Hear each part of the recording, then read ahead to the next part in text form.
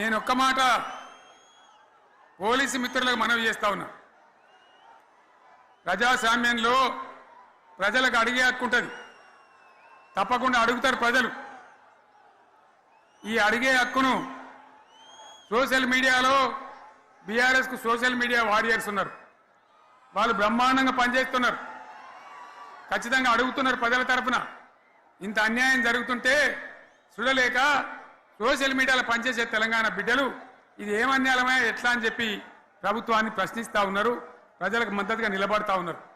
వాళ్ళ మీద కేసులు, వాళ్ళని పట్టుకపోవడు.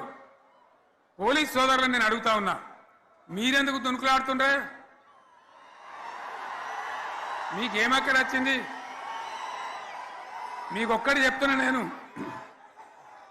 గ్యారంటీగా పోలీసు మిత్రులారా, ఇవాళ పోయి రాత్రి మీ డైరీలలో రాసుకోండి, మీ డైరీలలో రాసి పెట్టుకోండి.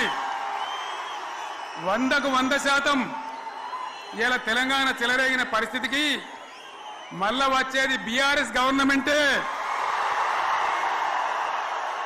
అది ఎవడు కూడా ఆపలేడు, అది ఎవరి తరం కాదు, ఎవరి వశం కాదు. మీకు తెలియదా? మీరు పోలీసు ఉద్యోగాలు చేస్తున్నారు, మీరు చదువుకోలేదా?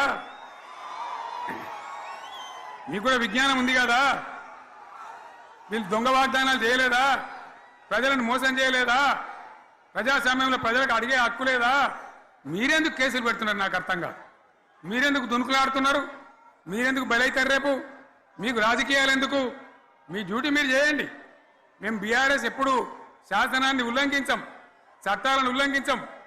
అయినా నేను ఒక్క మాట మళ్ళా చెప్తా ఉన్నా, మీకు ఆల్రెడీ చెప్తా ఉన్నారు పార్టీ నుంచి, ఎక్కడ ఎవరిని మీ మీద అన్యాయం కేసులు పెట్టినా మన టీఆర్ఎస్ లీగల్ సెల్ వీరులు ఉన్నారు, మీరు భయపడే అవసరం లేదు. న్యాయస్థానాలని అక్కడ పోరాటం చేద్దాం. మీకు అండగా కేసీఆర్ ఉంటాడు, బీఆర్ఎస్ ఉంటుంది, అందరం ఉంటాం. ఇక ఈడికెళ్ళి నేను కూడా ఊకోను, నేను బయలుదేరతా.